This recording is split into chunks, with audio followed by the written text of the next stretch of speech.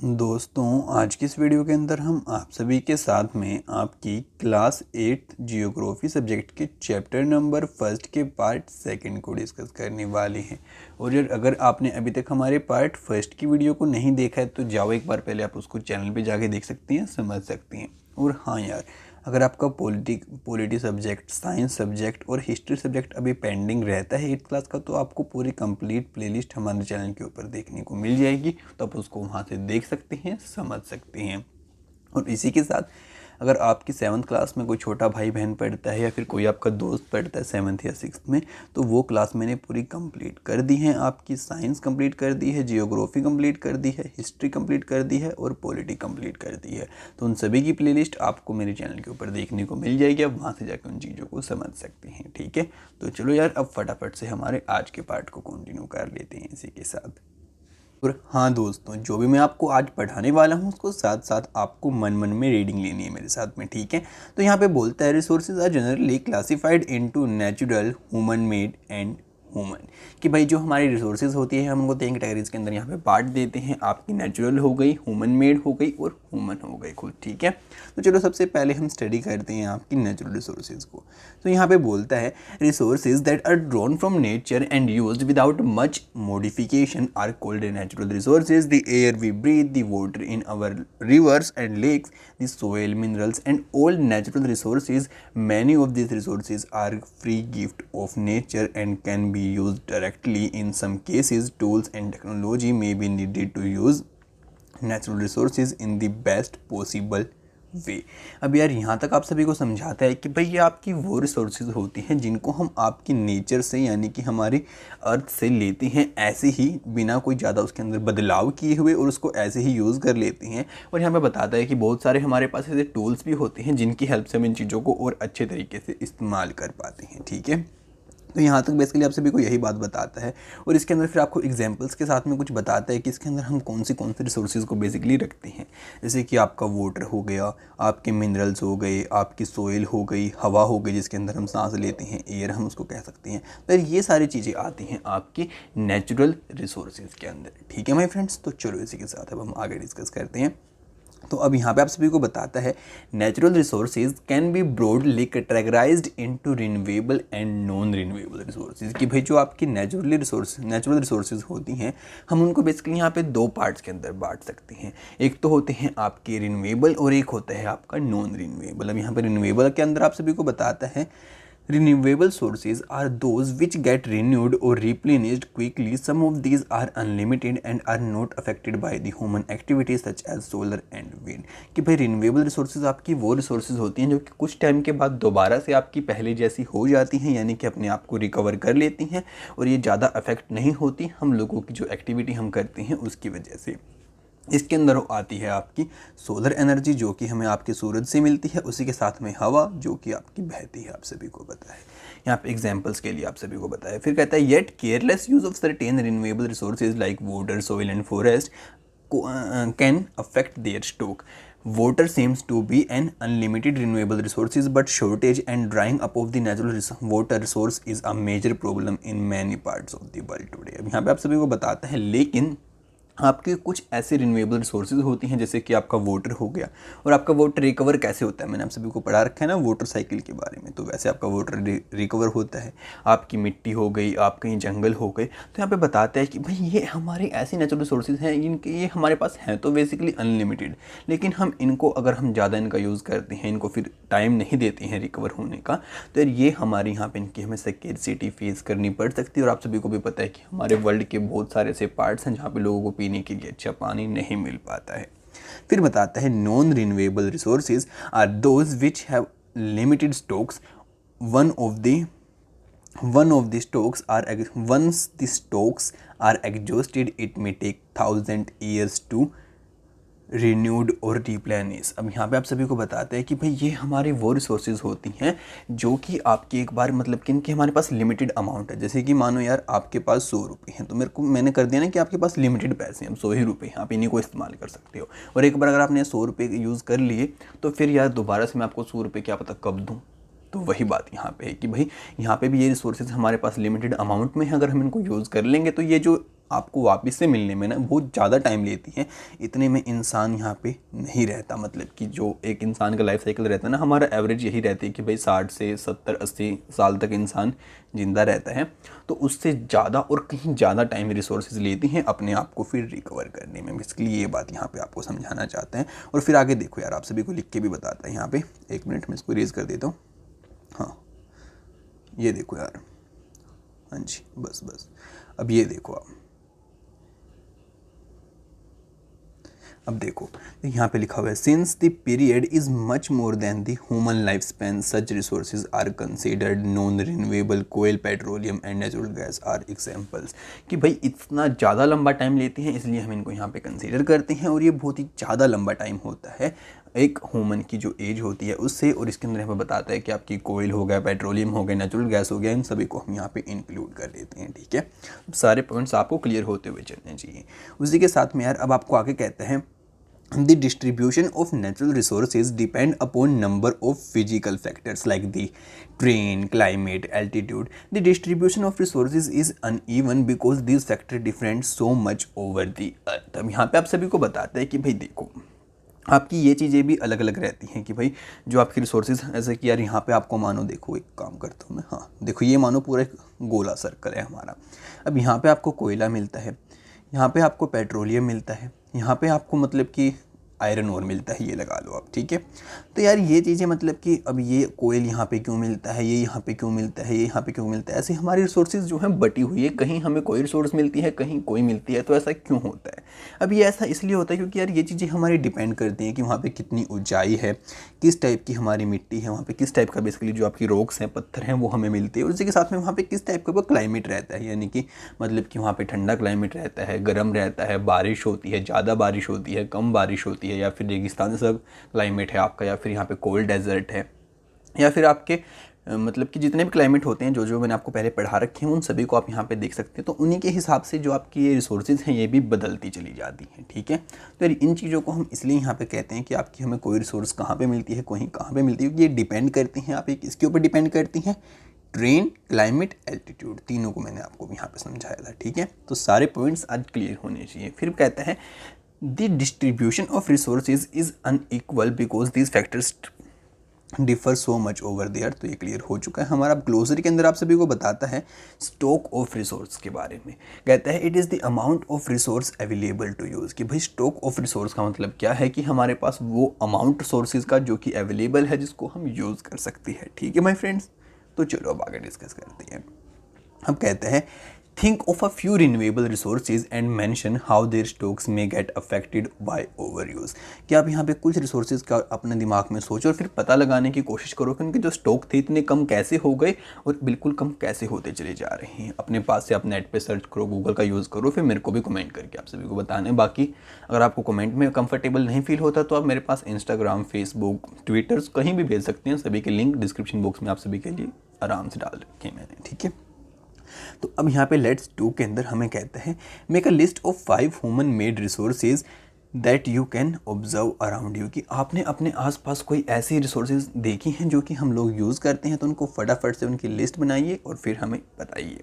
अब कहता है human resources refer to the number, quantity and ability, mental and physical of the people through there are differing views regarding the treatment of humans as resources. One cannot deny the fact that it is the skills of the human that helps in transferring the physical material into a valuable resource।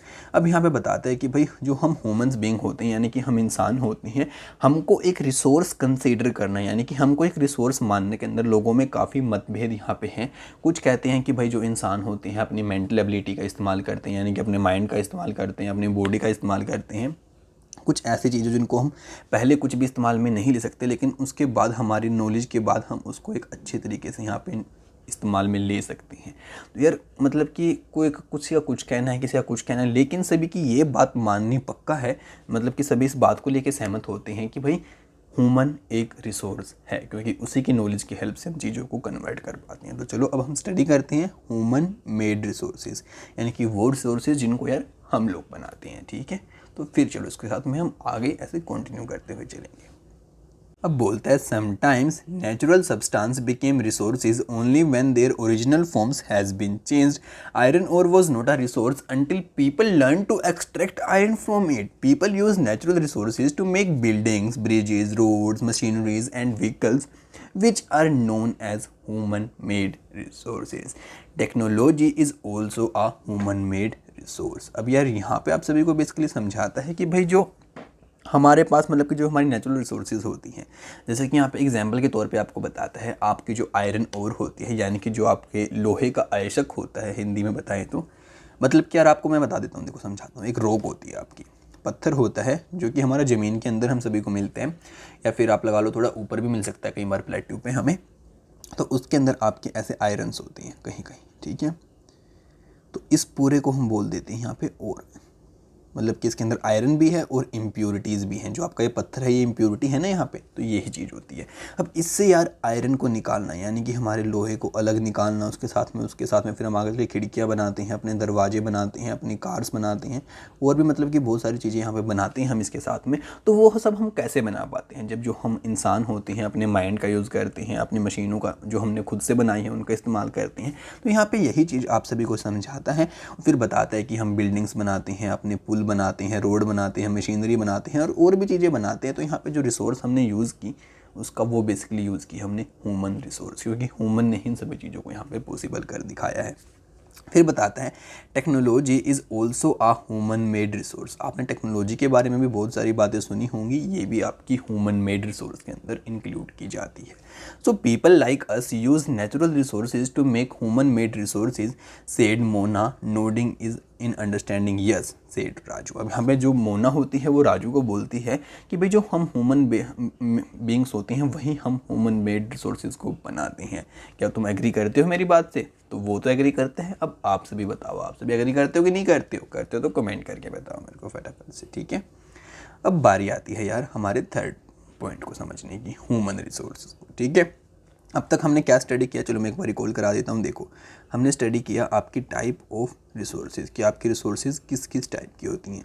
ये होती हैं basically आपकी 3 type की, ठीक है जी. कौन सी पढ़ी हमने? मेरे साथ बोलो, नेचुरल. जी हाँ सही बोले आप. उसी के साथ में हमने पढ़ी दूसरी कौन सी? ह्यूमन मेड, यानी कि जिसको हम इंसान बनाते हैं. और तीसरी होती है आपकी ह्यूमन रिसोर्सेज, ठीक है. तो अब हम स्टडी कर रहे हैं कौन सी? थर्ड वाली, ह्यूमन रिसोर्सेज, ठीक है. और आप भी ऐसे फ्लो चार्ट बना के अपने नोट्स को अगर साथ साथ बना रहे हो तो बनाते रहना. बाकी अगर आपको दोबारा से रिवाइज़ करना तो आप वीडियो को भी जल्दी से रिवाइज़ कर सकते हैं, कोई ज़्यादा टाइम नहीं लगता है, ठीक है ना. तो चलो अब यहाँ पे बोलता है people can make the best use of nature to create more resources when they have the knowledge, skill and the technology to do सो.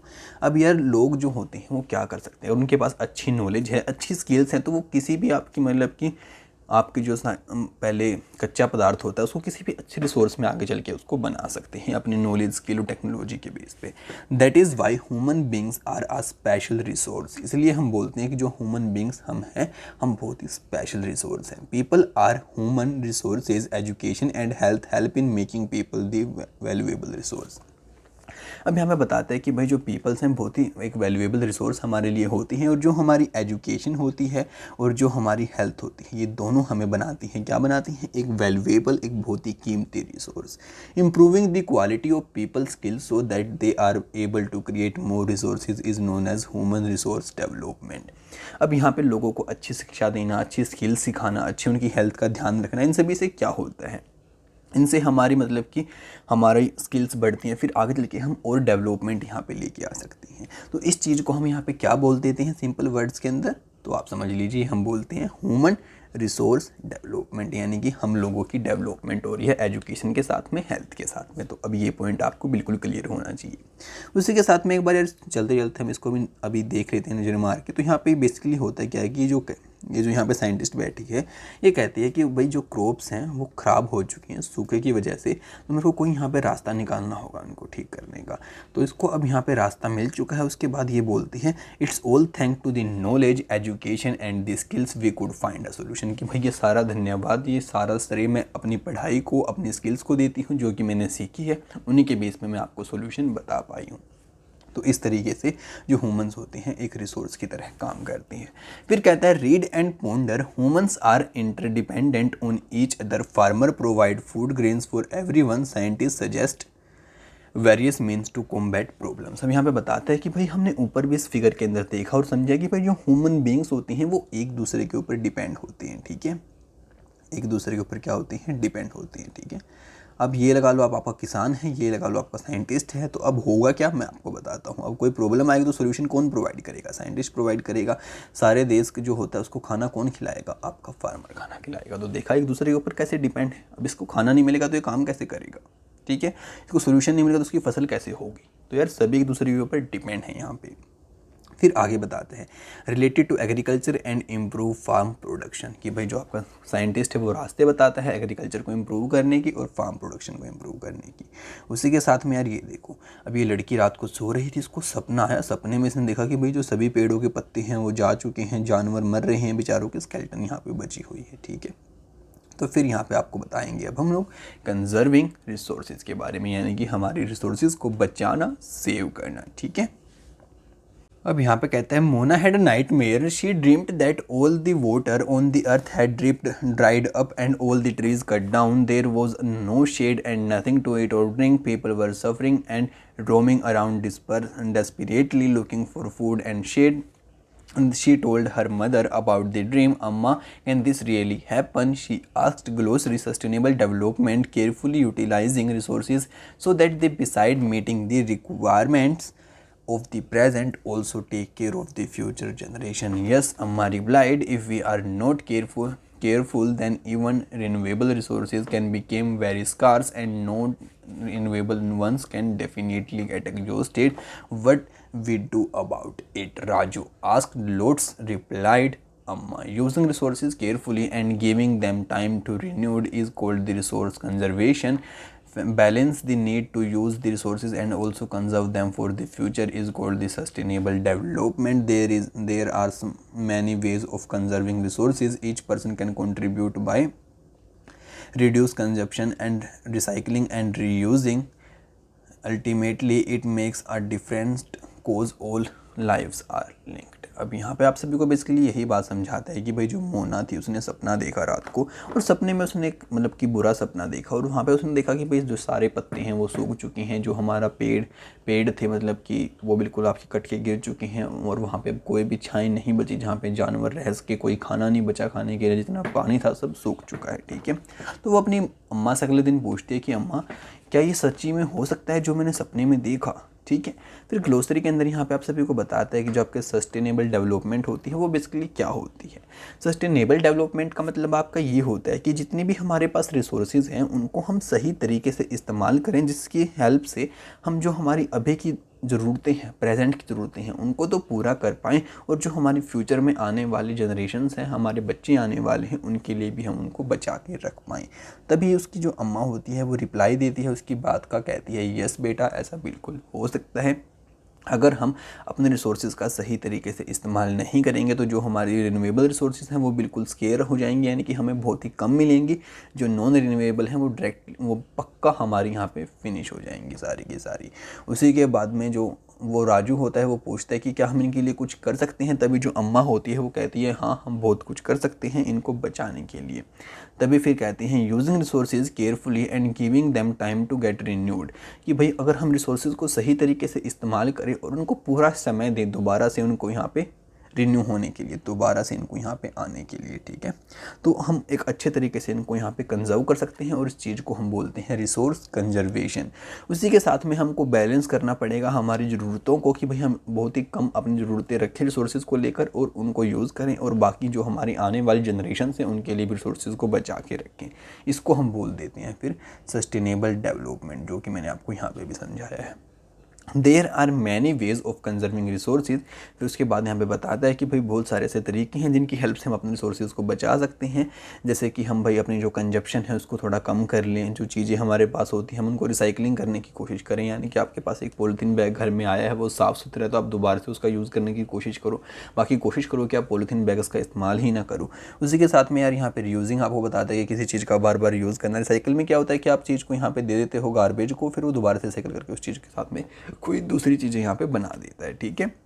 फिर यहाँ पे बताता है ultimately it make a difference because all our lives are linked. अब यहाँ पे बताता है कि और ये चीज़ आप ये मत सोचो कि भाई सभी लोग करेंगे तभी होगा, अगर हम कुछ लोग भी इसको करना स्टार्ट करेंगे ना तो हमको देख के और लोग भी करेंगे, और यार हम सभी एक दूसरे से इंटरलिंक्ड हैं, आप सभी को पता है। तो यार बदलाव तभी आएगा जब हम हर एक लोग अपने अपने बिहाफ पे चीज़ को स्टार्ट करेगा, ठीक है। उसी के साथ में फिर आप सभी को कहता है that evening the childrens and their friends made packets and shopping bags out of the old newspaper, discarded clothes and basket from the bamboo sticks. We will give a few to every family we know, said Mona. After all it for a very good cause, said Mustafa, to save our resources and to keep our earth alive. I am going to be very careful not to waste paper, said Jessie. Many trees are cut down to make paper, she explained. I will see the electricity is not wasted in my house, shouted Mustafa. Electricity comes from water and coal. I will make sure that water is not waste at home, said Asha. Every drop of water is precious. अब यहाँ पे आप सभी को जो सारे बच्चे होते हैं वो रात को इकट्ठा होते हैं शाम को, और फिर वो प्लान करते हैं कि हमें अब क्या करना है। तो जो उनके पुराने न्यूज़पेपर्स होते हैं उनकी हेल्प से वो शॉपिंग बैग्स बनाते हैं, उसी के साथ में जो कपड़े वो फेंक देते हैं उनकी हेल्प से वो बास्केट बनाते हैं, बैम्बू स्टिक्स की हेल्प से बनाते हैं। और वो चाहते हैं कि हम बास्केट्स थोड़ी ज़्यादा बनाएं ताकि जो हमारी आस पड़ोस है हम वहाँ पर भी उसको बांट सकें और वो लोग भी इनका इस्तेमाल करें और ज़्यादा रिसोर्सेज को वेस्ट ना करें। उसी के साथ में कुछ बच्चे यहाँ पे होते हैं उसकी फ्रेंड्स, वो कहते हैं कि भाई हमें अपने रिसोर्सेज को खुद से बचाना होगा ताकि जो हमारी अर्थ है वो अलाइव रह सके। जैसे कि यार वो लोग कहते हैं कि अब हम पेपर को वेस्ट नहीं करेंगे, क्योंकि पेपर बनने के लिए हमारे बहुत सारे पेड़ों को काटना पड़ता है। जो इलेक्ट्रिसिटी हमारे घर पर आती है हम उसको वेस्ट नहीं करेंगे क्योंकि वो आपकी पानी से बनती है, कोयले से बनती है। और फिर एक जो आपका मुस्तफ़ा होता है वो कहता है कि मैं पानी को भी वेस्ट नहीं करूँ क्योंकि पानी की हर एक बूंद बहुत ही ज़्यादा कीमती है। Thought we can make a difference, crossed the children's. There are some of the things Mona, Raju and their friends did. What about you? How are you going to help in conserving resources?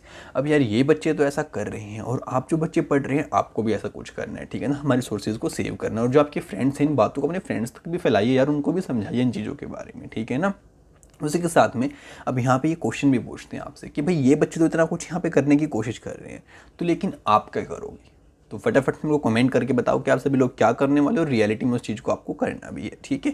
फिर बताते हैं the future of our planet and its people is linked with our ability to maintain and preserve the family support systems that nature provide, therefore it is our duty to ensure that. अब हमें आप सभी को बताते हैं कि भाई जो हमारे अर्थ के ऊपर जो हमारा फ्यूचर है, क्योंकि हर एक लोग हर एक दूसरे से इंटरलिंक है किसी ना किसी तरीके से, और यहाँ पे हम सभी लोग मिलके ही यहाँ पे लाइफ को सपोर्ट सिस्टम मेंटेन करके रख सकते हैं हमारी अर्थ के ऊपर। इसलिए हम सभी की ड्यूटी बन जाती है। क्या ड्यूटी बनती है वो यहाँ पे बताता है, कहता है all uses of renewable resources are sustainable, कि जितने भी हमारे रिन्यूएबल रिसोर्सेज हैं उन सभी को हमको इस तरीके से इस्तेमाल करना है कि वो सस्टेनेबल हो। The diversity of life on the earth is conserved, कि जितनी भी डाइवर्सिटी हमारे अर्थ के ऊपर है, अलग अलग टाइप के जानवर हैं, पेड़ पौधे हैं, जो भी चीज़ें हैं, सबको हमें बचाना चाहिए। फिर बताता है the damage to the natural environment system is minimised, कि भाई जो हम अपने जो नेचुरल इन्वायरमेंट को नुकसान पहुंचाते हैं वो बिल्कुल हमें ना के बराबर कर देना चाहिए। फिर यहाँ पे आप कुछ प्रिंसिपल बताते हैं सस्टेनेबल डेवलपमेंट की, कहता है respect and care for all form of life, कि भाई जितने भी टाइप की यहाँ पे हमारे मतलब कि जीव जंतु हैं हमारे अर्थ के ऊपर, सभी की आप रिस्पेक्ट करो, सभी की केयर करो, किसी की लाइफ को छोटा मत समझो। Improve the quality of human life, और जो ह्यूमन लाइफ है उसकी क्वालिटी बढ़ाने की थोड़ी कोशिश करो। वो कैसे होगी, जब हमारे आसपास का इन्वायरमेंट साफ होगा, हम रिसोर्सेज का अच्छे तरीके से इस्तेमाल करेंगे। Conserve the earth Vitality and diversity, जो हमारे अर्थ की डाइवर्सिटी है इसको हमें बचा के रखना पड़ेगा, कंजर्व करना पड़ेगा। Minimise the depletion of natural resources, जो हमारे नेचुरल रिसोर्सेज हैं उनकी जो मतलब कि ख़त्म होती चली जा रही है उनको हमको थोड़ा कम करना पड़ेगा अपनी ज़रूरतों को। Change personal attitude and practice toward the environment, कि हमें अपना खुद का एटीट्यूड बदलना पड़ेगा और कुछ ऐसी प्रैक्टिस करनी पड़ेंगी जो कि हमारे इन्वायरमेंट के लिए अच्छी हो। Enable communities to care for their own environment, और लोगों को हमें प्रोत्साहित करना पड़ेगा जिसकी हेल्प से जो उनके आसपास का इन्वायरमेंट है उसको वो साफ़ रखना स्टार्ट कर दे। अगर हर कोई ऐसा स्टार्ट कर देगा तो हमारी अर्थ कितनी ज़्यादा क्लीन हो जाएगी। ये बात सिर्फ हमारे इंडिया की नहीं है, पूरे अर्थ की बात यहाँ पे चल रही है, ठीक है ना। तो बहुत ही ज़्यादा बड़ा कॉन्ट्रीब्यूशन आप लोग करने वाले हो। बाकी इसी के साथ माय फ्रेंड्स आपका ये वाला चैप्टर तो यहाँ पे कंप्लीट हम लोग कर देते हैं। अब नेक्स्ट चैप्टर की वीडियो भी आप सभी को बहुत जल्दी जल्दी देखने को मिलेगी। तो उसको सबसे पहले देखने के लिए चैनल को सब्सक्राइब करना बिल्कुल भी मत भूलना, साथ ही बेल नोटिफिकेशन को आप ऑल पे सेट कर देना। और हाँ यार, आज के इस वीडियो को अपने फ्रेंड्स के साथ में शेयर जरूर करना, जिससे कि उनकी भी हेल्प हो पाए और उन्हें भी नॉलेज मिल पाए, ठीक है। और किसी को उन चीज़ों को लेकर डाउट है तो उसके डाउट क्लियर हो पाए, क्योंकि यार शेयर करने से उनकी नॉलेज बढ़ जाएगी और ज़्यादा कुछ नहीं होने वाला है, ठीक है ना। तो बस इसी के साथ आपसे मिलते हैं नेक्स्ट वीडियो में बहुत जल्द ही। तब तक के लिए माय फ्रेंड्स